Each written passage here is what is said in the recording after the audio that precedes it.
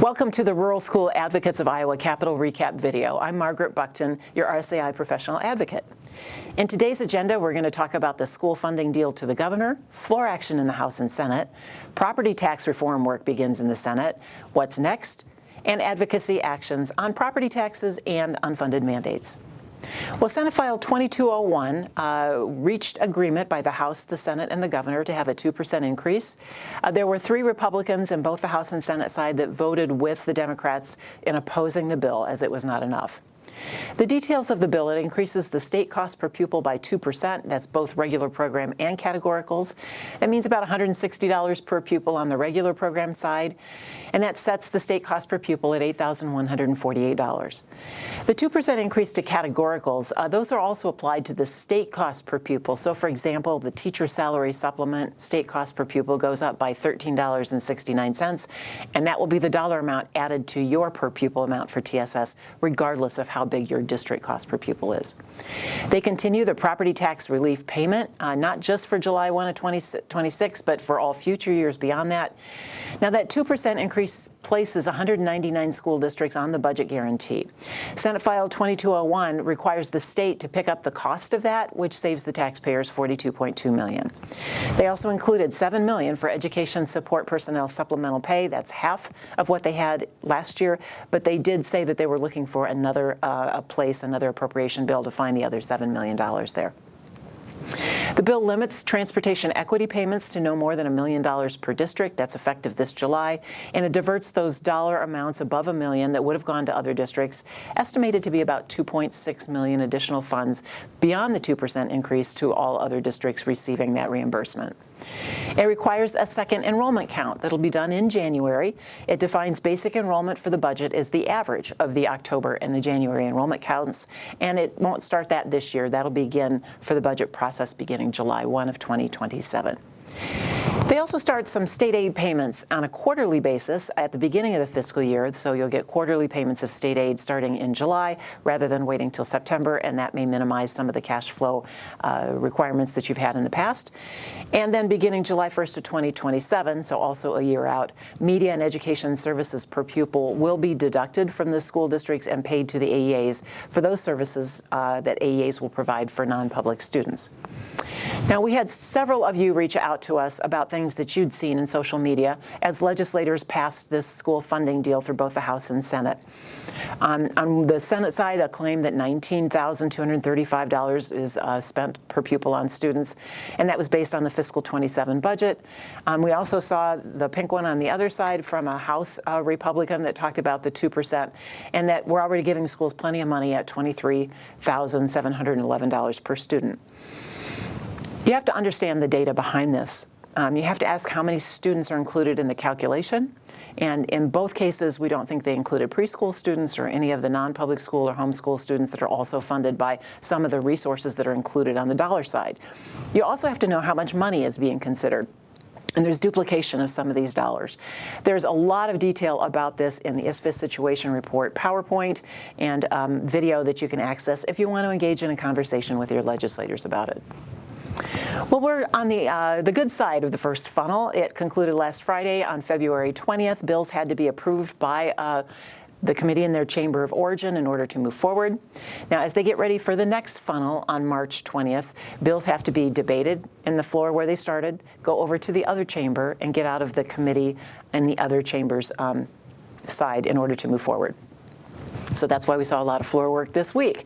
So in addition to the school funding deal that went to the governor, on the Senate side, they sent all of these bills to the House: a requirement that schools accept cash for sports events, a permission to have a junior firefighter program, a legal authorization to work for licensure that the Board of Educational Examiners would have to verify, making FFA and 4-H absences exempt and having school board policy that reflects that. Computer science course flexibility, so some career and technical education courses would count as that computer science unit. The transporting weapons bill, the guns on school property, was amended to remove schools from that, so we'll change our registration from opposed to undecided. Concurrent enrollment community college courses allow school districts to ask a student to pay back the cost of that if they failed the course. Open enrolled truants, if a student is facing consequences based on hitting that chronic absenteeism count and not participating in their school engagement meeting, then they would not be allowed to open enroll to another district until they have corrected the absentee behavior. The E-Verify system checks will be required of school districts in hiring new staff, and displaying flags, local governments will have to echo the orders by the governor when flags have to be at half-staff. So the House also completed debate on several bills this week. The first three are on sunshine laws dealing with open meetings, public records complaints, and public records requests, and the process for public meeting notices. The preschool eligibility bill would expand it to not just 4-year-olds, but also allow young 5-year-olds, if they hadn't attended preschool as a 4-year-old, to be in the program. There's still some local control on how you decide to move forward with that. The election changes bill has quite a bit that applies to all elections, but specifically with schools, nomination papers would be filed with the county officer and not with the school board secretary. The concurrent enrollment and community college summer program funding fixes a couple of things for us. The Carnegie unit that's required for high school credit didn't align with the hours of community college or concurrent enrollment courses. This bill corrects that, deems that it is also high school credit worthy, and then provides supplementary weighting for any of those students who take the courses in the summer. So property tax relief. On the Senate side, there was a subcommittee on the governor's property tax bill, Senate Study Bill 3034. Senators Dawson, Bisignano, Schultz, Gruenhagen, and Winkler were assigned to the subcommittee. They moved the bill forward to the Full Ways and Means Committee, recommending an amendment. They also scheduled a subcommittee meeting next week on the Senate Republican plan, that's Senate Study Bill 3001, slight difference in membership of the subcommittee there. Now, that bill that was introduced the first day of the session in the Senate definitely would impact schools in a big way. It lowers the uniform levy and sets a 100% foundation threshold for both regular program and special education. We think that's somewhere around $250 million worth of uniform levy tax relief, and if they take over the whole additional levy, that's currently over $500 million. It's hard to imagine how they can afford to do that when they can't set an SSA rate higher than 2%. They eliminate the rollbacks but create a 50% homestead credit for residential homeowners and exempt all residential property for seniors 60 years and older who do not have a mortgage. And then the management fund changes would require that your ending balance, if it exceeded a certain threshold, would restrict levying authority for the budget year. You can see all of the details of those in that ISFIS side-by-side comparison, and we encourage you to access that report, look at those things, reach out to legislators, not just senators where the bill is being talked about, but also on the House side too. So what's next? Continued floor work before the March 20th funnel, and then subcommittees will resume in the other chamber before those committees can consider the bills. And the second funnel is typically where you see most of the bills not move forward. Ways and Means tax policy and appropriations bills on the state budget for fiscal 27 are also starting to appear, and we'll get conversation as they get closer to the end of session. So our advocacy actions for the week. That focus on property taxes is really important. Encourage legislators to know the impact of any of the proposals on taxpayers and local government services, and including how's that going to impact your ability to serve students. The governor's bill accelerates the state penny for school infrastructure, or SAVE fund, contribution to property tax relief. It negatively impacts resources available for school infrastructure, safety, and equipment, and takes $200 million off the table in 4 years. With over 170 districts bonded against SAVE right now, we're concerned there's no hold harmless for them, and some could default on their bonds. And of course, less SAVE would mean schools would have to pass bond issues and raise PEPL rates, which in turn raise property taxes, and that seems to be the opposite of the goal of this legislation. And remind them that policies do not change in isolation. The legislature typically delivers property tax relief through school aid. This year is no exception. That 2% SSA with declining enrollment means the state's taking over $42 million in budget guarantee, so that will reduce some property taxes. Some on-time funding tax relief will happen for those growing districts with that second enrollment count.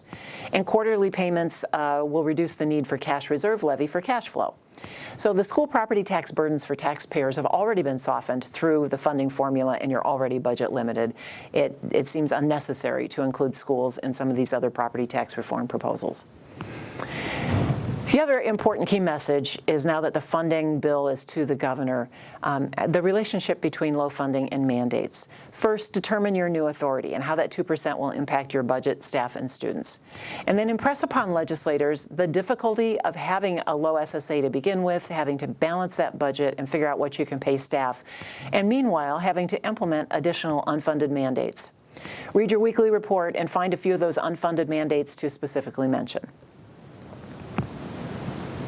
Thanks to our RSAI corporate sponsors. We appreciate their support and connection to rural school districts. Check out the corporate sponsor page on the RSAI website for more information about how to access their services.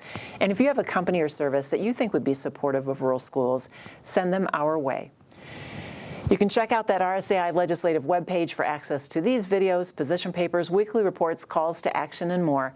And make sure you read this week's detailed written report for all of the actions, especially in the chambers of the House and Senate during debate at the State House. We'll see you next week.